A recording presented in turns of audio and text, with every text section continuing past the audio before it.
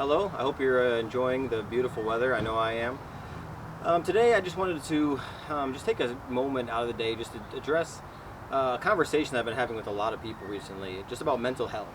It seems like most of the things that people go through in life, there's some kind of like anxiety surrounding it, or just like uncertainty, or just the mental game that people have to deal with on top of the practicality of whatever they're going through. Is it my fault that this is the situation? Is there something I could have done better? There's something wrong with me that caused this? And I just want to really promote today the benefit of mental health counseling. Going to a psychologist, therapy, counseling, whatever you want to call it. I feel like there's a stigma around that. It's getting better, but I still think the first thing that comes to our mind when we think about like mental health is like straight jackets and padded rooms, and it's like this extreme level of mental trauma.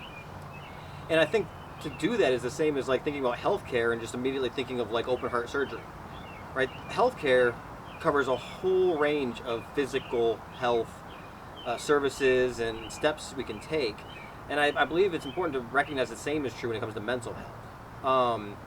And I think just as we see our primary care physician once a year, whatever, to set a baseline for our health, that way when something does happen, they know, what your normal looks like. I believe it's important to establish the same normal with a mental health professional.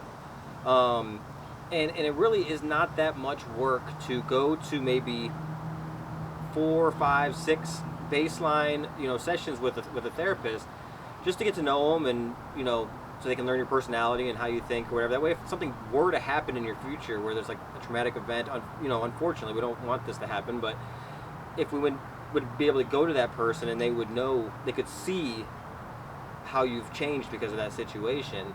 And I wanted today to talk about just like my own personal experiences with that and how it's been benefiting me. I started going to a therapist when I came onto this position because I wanted to protect myself against taking home some of the traumas or some of the emotional burdens of people I'm caring for.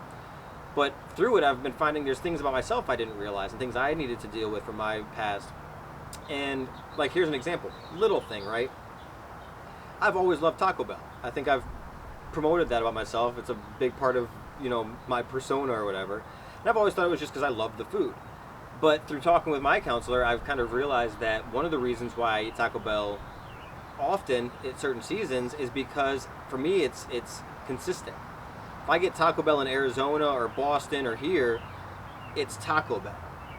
I know what to expect. I know the script. I know that when I finish my order, they're going to say, do you want any sauce with that? I'm going to say, yeah, I want some fire sauce. If I ask for fire sauce during my order, it messes them up, and they ask me for sauce anyways. There's a script, and everything's kind of controlled and normal, and I know it. And so whenever I'm in a season where there's something that's out of my control, or something disheveled, or there's something that just feels in disarray, I'll find myself being drawn to go to Taco Bell. And I was like, holy crap, that's such a true thing. And now because I know that, if I'm feeling myself urged to like stop at Taco Bell, I can then say, wait a second, is there something wrong?